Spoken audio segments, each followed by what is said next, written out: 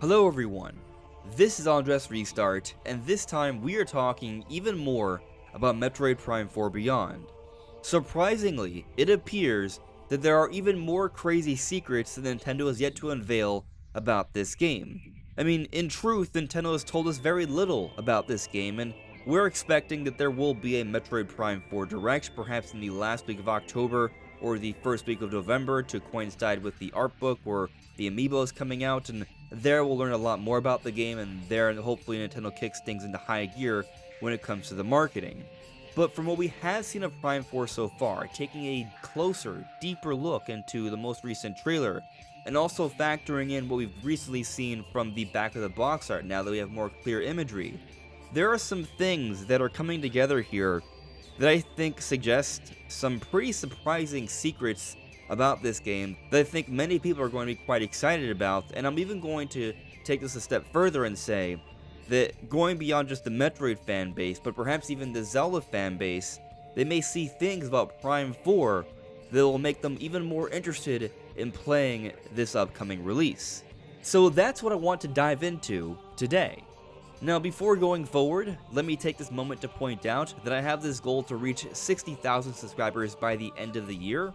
So if you find yourself enjoying my content, your subscription, liking, commenting, all that would be super appreciated. It all makes a huge difference. But of course, if you're unsure, watch through the video and then decide. And if you're already subscribed, if you're already supporting the channel in various ways with your likes and comments and all that, it's been immensely appreciated. But let's start off by talking about the desert. A lot of people have different opinions on the desert. I am actually pretty optimistic on the desert. This is something we've been expecting for some time because they've been teasing with the key art for months, and it is an open environment for us to explore. No, this does not mean the game is open world. Actually, I think a great way to look at it is something like Hyrule Field from The Legend of Zelda Ocarina of Time or The Legend of Zelda Twilight Princess, which is one of the elements I was referring to earlier in terms of this game perhaps appealing to Zelda fans.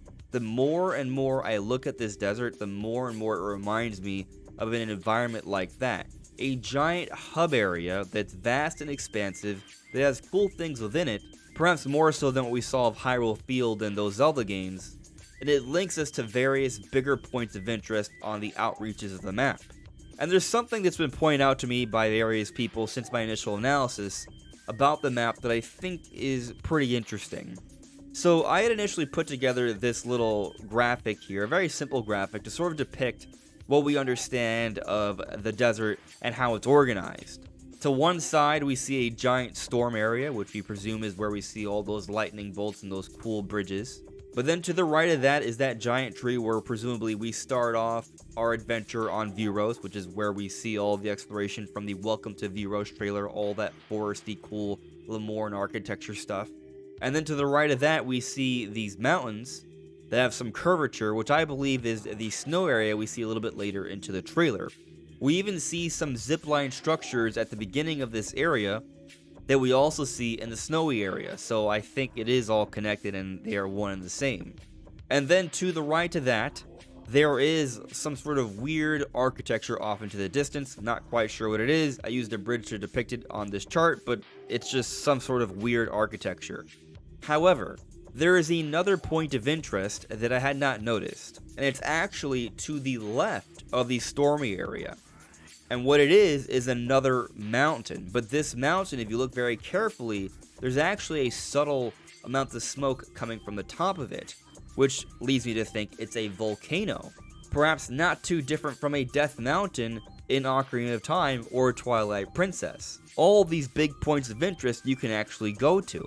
Now, when I first saw this mountain, I kind of just assumed it was a mountain off into the distance, but upon thinking about it more, considering the other environments and how far off they can look at certain points from what we've seen of the desert gameplay, it's very conceivably a place we can explore. And thinking about how when you look at it carefully, there is some subtle smoke coming from it, they are depicting a volcano here, so I don't think it's just a random mountain off into the distance. That's only like a background detail. This is someplace you will eventually be able to explore. especially when we account for the vast map and how clearly it's already linking us to various other areas that are far off into the distance. Like, you gotta imagine there's going to be more. It's not just going to be things off to one side, there's going to be another. And we may have actually seen some gameplay of this area as well, because later on to the trailer we do see like a factory-like environment with a lot of machinery, but also lava. So it looks like this might be some sort of refinery or taking advantage of lava as a fuel source or something to that effect. And this could all be taking place in the mountain. Now, at first I was not thinking this, because when we take a look at the trailer, we see this cutscene where Samus transitions on Viola, her motorcycle, riding through this bridge, and then we see this transition scene, and then we see her drive into this area with all the lava and machinery, which looks like maybe the storm area at first based off those first few shots. However, when we look at this bridge, we can see a little bit of a blue light protruding from the walls. But when we look at the next shot, we see it closer up, and I assume this is kind of like a transition scene, very similar to the transition elevator scenes from prior Prime games. It's kind of like masking the loading when you're going into another zone. But it's in this scene when Samus is on her motorcycle, as it's close up, that we can see actually on the walls there's like an orange reddish light, which would fit more so a theme of a volcanic area, but also suggests that the prior scene where Samus is on this bridge with the motorcycle looks more like the thunderstorm area could be different, because the walls were depicted with a different light. So there might be some cool editing trickery here to lead us to believe that it's the same area, but they're actually two different areas. So we may already have seen a little bit of this volcanic mountain area. And I expect that there are even more areas off into the distance that haven't been shown in the trailer, because they only show certain angles that we can explore as whole other giant sections to the game. Something I'd like to remind people of something we've discussed before, is that we already have the estimated file sizes for Metroid Prime 4 on Switch 1 and Switch 2. The Switch 2 version is 31.6 GB, which is pretty large, but the Switch 1 version is only marginally smaller at 28.9 GB, so that extra space that the Switch 2 version is taking up is likely for a higher quality version of the game with better textures and all. But the base version is 28.9 GB, which makes it the biggest Nintendo published Switch 1 title. Tears of the Kingdom was 8.2 GB. So this just goes to show how huge Metroid Prime 4 actually is. And reminder, Tears of the Kingdom was ginormous. Now, to put things into perspective, how much space a game takes up isn't necessarily the best indicator for how big it actually is in terms of how long it's going to last us in terms of gameplay. There's a variety of different things that can really expand the amount of space a game takes up. However, when it comes to Nintendo titles, they prioritize being very efficient with the file size, in part because of the limited amount of space on Switch. Retro Studios is not a lazy developer. Retro Studios is a very efficient developer when it comes to development and their optimizations. I mean, Metroid Prime Remastered, which wasn't a small game and was quite a visually detailed game, was only 6.8 GB. So just looking at the Switch 1 versions here, Metroid Prime 4 Beyond, in terms of file size, is more than 4 times larger than Prime 1 Remastered. Point is, it's a big game, and there's probably going to be a lot to this. Some of this may have to do with some pretty high detailed cutscenes, voice acting, a lot of music, but also probably a pretty big world with a lot to do in it. And there are some other things I want to mention about this, but I want to stick with the desert still, because there's still something else I want to expand on here. Thanks to the back of the box art that's now been translated, we know that the game talks about Samus traversing space and time.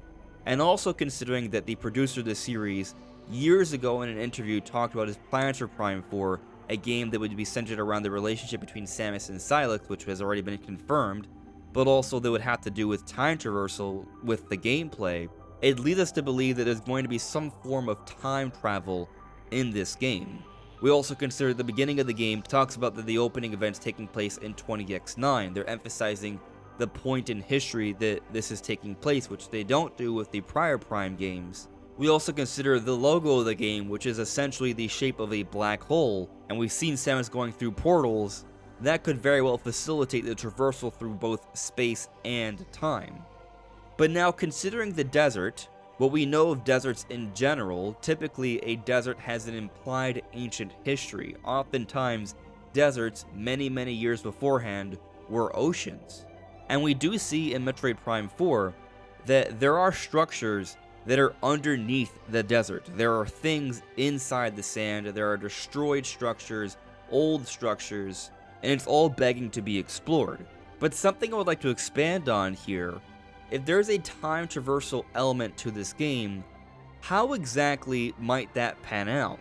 Considering just how sizable this game is, perhaps there's almost like a second world to this game, very much like the light and dark world in Metroid Prime 2, which was something that Tanabe was lamenting in that interview when he brought up the time traversal, because he wanted to find a way to handle that sort of mechanic, but in a better way, appealing to a larger audience. But then we've also seen things like this beyond Metroid with Zelda, like in Ocarina of Time, where you go back and forth between time. This is a trope we've seen in some pretty big Nintendo adventure games, where there's another side to the world. So what if there's a time traversal mechanic where Samus is exploring a different time on Vuros where things are different? Maybe there's a different time period that we can explore where this desert is not a desert. It could possibly be like a futuristic city. Considering that we have Viola, this super futuristic bike, it would be pretty awesome to race through on Viola in a futuristic city. It would be kind of like that cutscene we see in Metroid Prime Hunters with Weevil.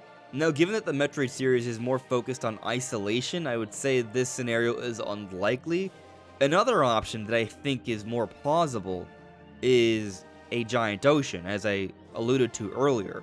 You see, the thing is, this at the end of the day has to run well on Switch 1. Yeah, the Switch 2 version is going to look better, that's the version I'm going to play, but the Switch 1 version still has to hold up, still has to maintain a rock solid, steady 60 frames per second, as all Retro Studios made games are. And the simple fact that we are seeing an open environment running at 60 frames per second for Switch 1 is impressive. Now, yes, it's a desert, a barren desert, but that's probably one of the ways they're able to get away with it. It's a vast environment that doesn't have as much going on there, so they're still able to hit that 60 FPS target. But if there's going to be a time traversal mechanic where these environments have a different version of them because it's a different point in time, how can they pull that off? A futuristic city might be asking too much. However, a giant ocean, which a lot of deserts are usually that way into the past, that might work very similarly to the desert. Which then puts us in a scenario where this game might be even more like prior Zelda games, like The Legend of Zelda: The Wind Waker, where instead of there being destroyed outposts and ancient ruins deep into the sands, there's like little mini islands that we explore on this ocean when we're trying to reach other areas. That's a possibility that they could be holding back in this game. Again, a possibility, a theory, not confirmed, but we do have extensive evidence of there being time travel, and it is literally the case that most deserts in literal real-life human history were once upon a time oceans. Not all, but many. So the point is, this is not being pulled out of thin air. Like, there is a possibility they could go in this direction, and I imagine if it's an ocean, they would still be able to pull off the game on Switch 1 running at a solid 60 FPS. And something else I'm just kind of thinking about here are just different enemies we could fight in this hypothetical ocean, right? Like, they could have some pretty crazy exotic alien creatures like a kraken or something that we have to do battle with. That's a possibility. But coming back to what we know, that this is a desert, there could still be more here. They've already shown a variety of enemies that Samus has to deal with when exploring the desert, but there could even be more. There could be like a giant sandworm monster, kind of reminding us a little bit of Dune, for example. One of the common motifs with the Metroid series is to have giant, epic boss fights, and they haven't shown too much of that for Metroid Prime 4. I doubt they would be going away from that, so I'm expecting to see some epic boss fights, and there may be one in the desert, if not more. But I also think the desert may not be the only area that we can use Viola. So thinking about like Ocarina of Time, for example, where we have Hyrule Field, there are other places we can take Epona, Link's mount, his horse. Perhaps there are also other places in Metroid Prime 4 where Samus can take Viola. We do see when she is approaching this volcanic area, we presume, that there is a little bit of a marker telling her to slow down. She has a speed limit. And so perhaps it's like a security safety feature from a lore perspective in the game. It's also a practical reason for us to not actually be able to use this in the more confined areas. But it may also come with the implication that there are other areas where Samus can use it beyond just the desert. And we do see in the snow area gameplay that these wolves are kind of running around in a fairly open-ish environment, and even in the gameplay, not just the cutscene, like Samus is surrounded by some sort of snowstorm and she's being attacked by all these wolves, but it's a pretty open area environment. Like maybe it's just a really big arena, but also it might just be a place that we can later on explore using Viola. Now it should be noted that from all this gameplay we see, Samus is not using Viola, she's on foot, so if at some point you have to explore it on foot, maybe it's not so vast where you really need Viola.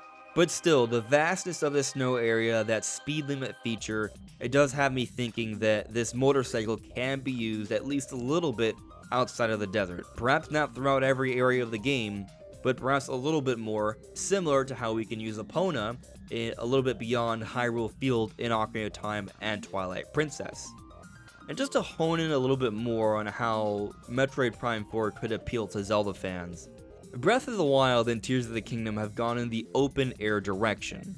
Metroid Prime 4 I do not think is going to be open world. From what we've seen so far, it does not appear to be the case. We've seen that there are things that are happening in the environment where we are limited, like that speed limit feature with Viola, or in this little clip right here where we see this bridge breaking down. We cannot go through there anymore until perhaps we unlock another ability, like maybe the screw attack that would allow us to leap through that expanse or soar through that expanse. And the point I'm getting at here is that with Metroid gameplay, the idea behind it, Metroidvania style gameplay, is that you have to find certain power-ups that grant you access to other areas. You can't just go everywhere you want all at once. There are some limitations there. It's not fully open for you to go literally everywhere you want with no limitation. Metroid's about having these cool worlds to explore where you might want to think you can go everywhere you want, but then you slowly realize there are limitations, and so it's more like a puzzle that you're unraveling, finding different ways to get deeper and deeper into the various parts of the world. And so that's a key difference there, but you see, that element of Metroid is not too different from how a lot of Zelda games worked before the Breath and Tears of the Kingdom era. You're presented with this vast fantastical world and you can explore quite a bit, but there are limitations just like Metroid until you unlock certain power-ups or abilities or items that grant you access to other parts of the world. It's very similar in that way.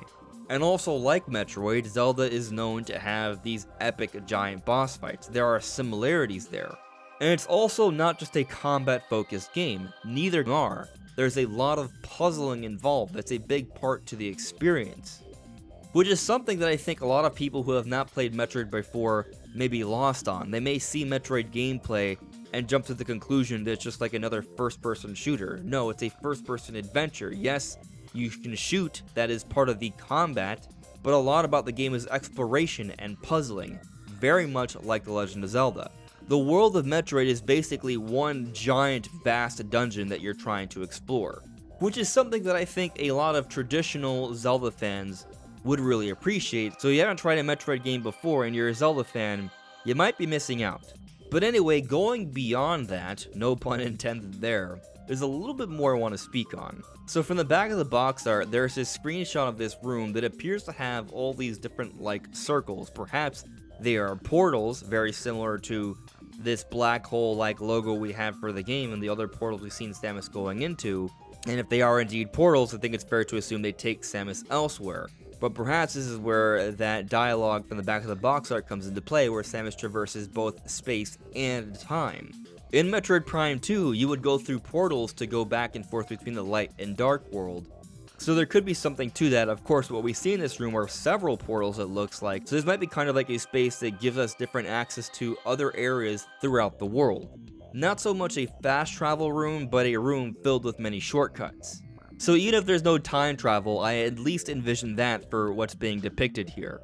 And believe it or not, there's actually more I want to speak on here, but I feel like I've reached the time limit for today's video, so I'm going to save that for another discussion. but I'll give you a little hint. It has to do with this screenshot here. But anyways everyone, what do you make of all these interesting possibilities in Metroid Prime 4, and how this game might actually be very appealing to longtime Zelda fans as well? Tell me in the comments below.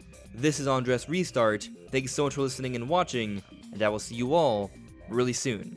Take care. Bye.